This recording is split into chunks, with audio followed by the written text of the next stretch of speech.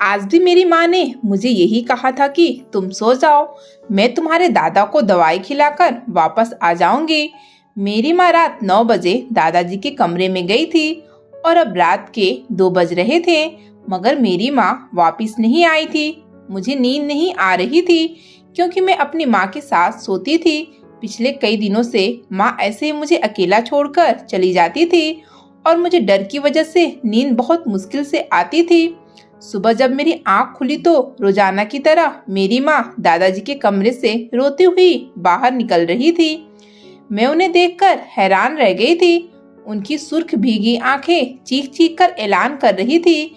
ऐसा रोजाना ही होता था। मुझे अब अपनी माँ के लिए परेशानी होने लगी थी। वह क्यों इस हाल में निकलती थी? वह दादा के कमरे में जाना क्यों नहीं छोड़ देती थी? आखिर दादा ऐसा क्या बोलते थे या ऐसा क्या करते थे कि मेरी माँ इस हाल में थी? मेरी माँ दादा की बीमारी के बाद से रात को दादा के कमरे में सोती थी, मगर हर सुबह ऐसे ही रोते हुए कमरे से निकलती थी। मुझे यह बात दिन पर दिन परेशान किए जा रही थी। आखिर ऐसा क्या होता था कि मेरी माँ हर सुबह कमरे से रोकर निकलती थी और हर रात झिझकती थी, फिर भी दादा के कमरे में सोने चली जाती थी। मैंने बहुत बार माँ से वजह पूछने की कोशिश की, मगर वो मुझे टाल देती थी। मैंने माँ से पूछने की बजाय खुद असल बात तक पहुँचने का सोचा और शाम मैंने अपनी माँ को बहाने से किसी काम का बोलकर पड़ोसी के घर भेजा और खुद जाकर दादा के कमरे में सो गई। दादा फिलहाल तो नींद में थे। मुझे यही अंदाजा था कि अगर मैं वहाँ सो जाऊंगी तो फिर मेरी माँ मुझे नहीं उठाएगी और दूसरे कमरे में सो जाएगी। मगर रात को जब मेरी माँ घर लौटी तो मुझे दादा के कमरे में सोया हुआ पाकर बुरी तरह घबरा गई थी।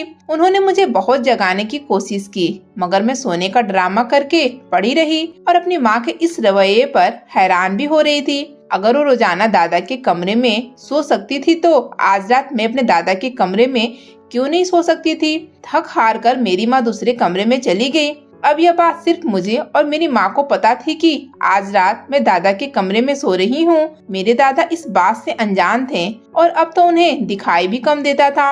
उनकी नजर काफी कमजोर हो गई थी।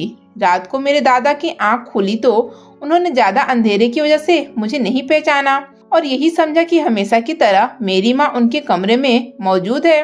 दादा ने मुझे मेरी माँ समझकर मेरे साथ जो हरकत की वो मेरी रूह फना कर गई थी। उनके शब्द सुनकर मैं अपनी जगह से हरकत नहीं कर पा रही थी और फटी फटी आंखें लिए पड़ी हुई थी। दादा अपनी जगह से उठकर मेरे पास आ चुके थे और मैं जैसे पत्थर की बन चुकी थी। मुझे दादा के बात पर अपनी माँ के लिए रोना आ रहा था। अपने दादा की संगदिली पर मुझे उनसे नफरत सी महसूस हो रही थी। मेरा दिल चाह रहा था कि मैं उठकर अपने दादा को बता दूं कि मैं सच जान चुकी हूँ, मगर मुझ में इतनी हिम्मत नहीं हो पा रही थी। मुझ पर मेरी माँ की रोती आंखों का राज एक ही रात में खुल गया था और यह हकीकत मेरे लिए जानलेवा थी। मेरा नाम सिफाली है। मैं अपनी माँ की इकलौती औलाद थी। मैं हमेशा से अपनी माँ के साथ सोती थी। मेरे बाप की मृत्यु मेरे बचपन में ही हो गया था। मैं लापरवाह किस्म की लड़की थी। मेरी माँ बहुत गुमसुम रहती थी, मगर मैं कभी उनकी इस हालत के बारे में नहीं सोचती थी। मुझे लगता था मेरी माँ का मिजाज ही ऐसा है। दादाजी की अपनी 2 दुकानें थी। वो घर का खर्चा चला रहे थे, मगर दादाजी अपना ज्यादा पैसा दोस्तों और जानने वालों पर उड़ाते थे। मम्मी से और मुझसे दादा का रवैया कुछ खास अच्छा नहीं था। मम्मी और दादा ज्यादातर बात नहीं करते थे। मैं चिड़चिड़ी होने लगी थी क्योंकि दादाजी के कम खर्चा देने की वजह से मेरी माँ ने मोहल्ले के घरों में काम करना शुरू कर दिया था।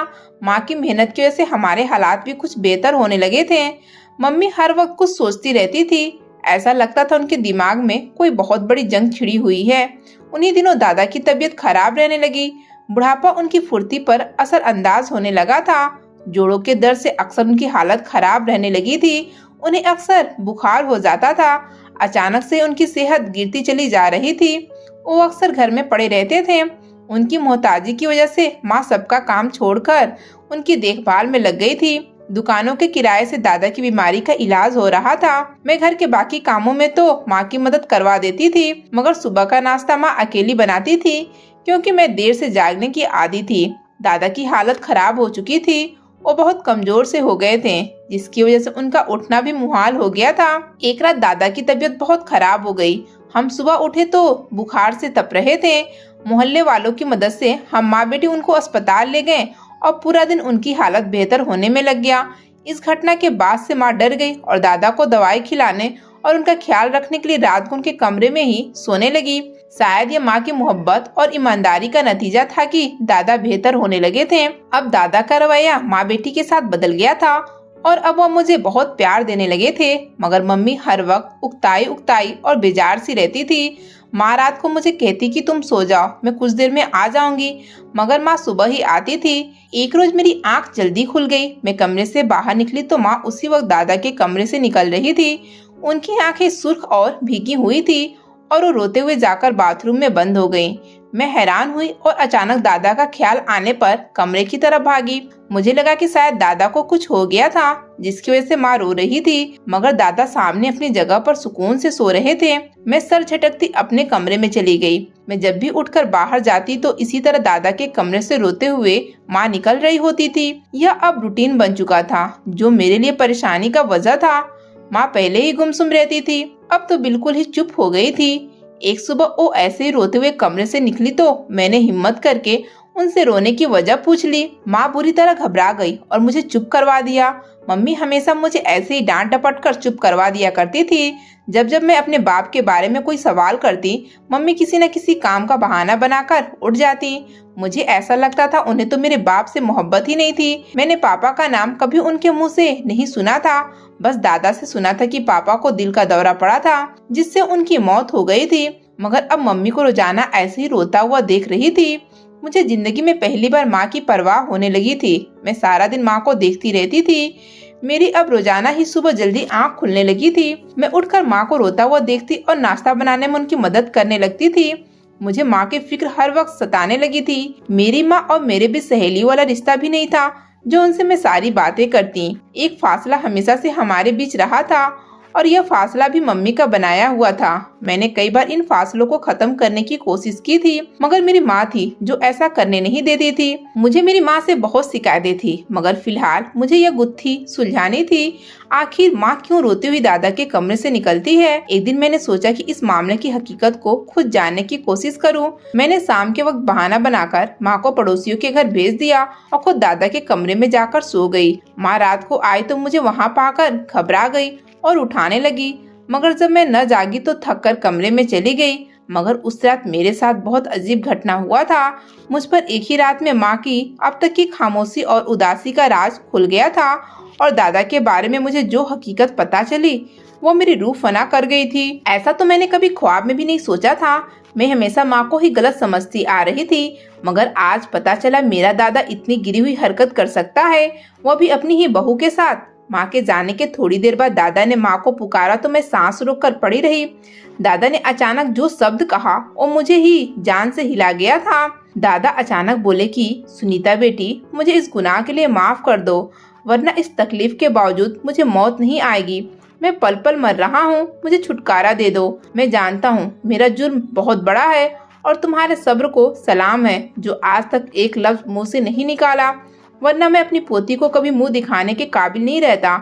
मैं हैरत से चुप पड़ी हुई थी। न जाने दादा किस गुनाह की माफी मांग रहे थे। उन्होंने ऐसा क्या किया था जो मुझे भी मुंह दिखाने के काबिल नहीं रहे थे? दादा लगातार बोले जा रहे थे और मैं खामोशी से सुन रही थी। दादा बोल रहे थे, सुनीता बेटी, मैं तुम्हारा मुजरिम हूँ। दादा की अगली बात ने मेरे शरीर को 100 वाट का झटका लगाया था। ये खुलासा मेरी आत्मा को जख्मी कर गया था। वो बोले कि तुम्हारी वीरान जिंदगी और अपने बेटे की मौत का जिम्मेदार मैं ही हूँ। तुम्हारी खामोशी मुझे बेमौत मार रही है। बेटी, मुझे रातों को नींद नहीं आती। दादा रोते हुए माफी मांग रहे थे, मगर मैं बुत सी पड़ी थी। मुझे लगा था मेरे बाप की हार्ट अटैक से मौत हुई थी, मगर दादा की बातें कुछ और जाहिर कर रही थी। मैं सच जानने के लिए खामोश पड़ी रही, मगर अगले ही लम्हे दादा ने मुझे माँ समझकर जो हरकत की, मेरे तो होश उड़ गए। दादा अपनी जगह से कपकपा कर उठे और मेरे करीब पहुंचकर मेरे पैरों पर हाथ रख दिए। वो रोते हुए माफिया मांगते जा रहे थे। सुनीता बेटा, मुझे माफ कर दो। मैंने बहुत बड़ा गुनाह किया था, इसलिए भगवान ने मुझे ये सजा दी है। मैं बगैर गोलियों के सो नहीं सकता और मैं बहुत तकलीफ महसूस करता हूँ। मुझे कहीं चैन नहीं मिल रहा। बेटा, मुझे माफ कर दो। इस गुनाह के लिए तुम्हारी बेटी शेफाली को अनाथ करने वाला जालिम मैं ही हूँ। मैं दादा की बातों से बौखला रही थी। मेरे पैरों पर उनके हाथ रखने की हरकत मुझे हैरान कर चुकी थी। दादा को मेरी खामोशी से भी फर्क नहीं पड़ रहा था। शायद माँ भी ऐसे ही खामोशी से सुनती होगी। उस रात मैं सो नहीं पाई थी। दादा पूरी रात तकलीफ से रोते रहे थे और माफिया मांग रहे थे और मेरे दिमाग में नए नए सवाल जन्म ले चुके थे। भला दादा ऐसा क्यों बोल रहे थे? क्या उन्होंने पापा को मारा है? भला एक बाप अपने ही बेटे को क्यों मारेगा? सोच सोच कर मेरी हालत बुरी हो गई थी। ऐसा लग रहा था मेरे दिमाग की नसें फट जाएंगी अगर जल्द से जल्द मेरे सारे सवालों के जवाब नहीं मिलते। मैं अब एक और सच की तलाश में निकल चुकी थी। दादा किस गुनाह की बात कर रहे थे? और मेरी माँ के साथ ऐसा क्या कर चुके थे? और मेरा बाप क्यों और कैसे मरा था? सुबह के करीब दादा थक कर अपने बिस्तर पर गिर गए और कपकपाती आवाज में नींद की गोलियां लेने की निवेदन कर रहे थे। मैंने उठकर दूर पड़ी टेबल से उनकी दवाएं उठाई और उनमें से एक गोली उठाकर पानी के साथ दादा को दे दी। वो खामोशी से दवा लेकर आंखें बंद करके सो गए थे। कोई वक्त था जब मुझे दादा का दुख होता था, मगर आज मैं खुद इतनी तकलीफ में थी और दादा का आधा सच जानकर मुझे परेशानी हो रही थी और मुझे दादा की हालत पर दुख और अफसोस नहीं हो रहा था। ऐसा लग रहा था दादा ने जाने अनजाने में ही सही मेरे बाप को मरवाया है। आज दादा मुझे अपने बाप का कातिल लग रहा था, मगर पूरी बात तो मुझे मम्मी ही बता सकती थी। मैं जानती थी मम्मी इतनी आसानी से मुझे कुछ नहीं बताएगी। आज की सुबह मेरी हालत भी माँ वाली ही थी। मेरी आंखें पूरी रात जागने की वजह से सूज रही थी। मुझे ये तो समझ आ गया था मैं पूरी रात दादा के रो रो कर माफी मांगने पर सुबह इस हालत को पहुंच गई थी, मगर शायद मेरी माँ उन्हें माफ नहीं करती थी क्योंकि दादा उनसे लगातार माफी मांग रहे थे। अगर मम्मी ने दादा को माफ किया होता तो आज भी दादा माफी नहीं मांग रहे होते। मतलब कि दादा ने मम्मी के साथ कुछ ज्यादा ही बुरा किया था। जो मेरी नरम मिजाज माँ दादा को माफ नहीं कर पा रही थी और वो इतनी संगदिल हो गई थी। अगली सुबह माँ ने मुझे देखकर नजरें चुराते हुए सख्ती से वार्निंग की कि मैं आइंदा दादा के कमरे में सोने न जाऊं, बल्कि बेहतर है कि आइंदा उनके पास न जाया करूं। मैंने खामोशी से सर हिला दिया और माँ के साथ नाश्ता बनवाने लगी।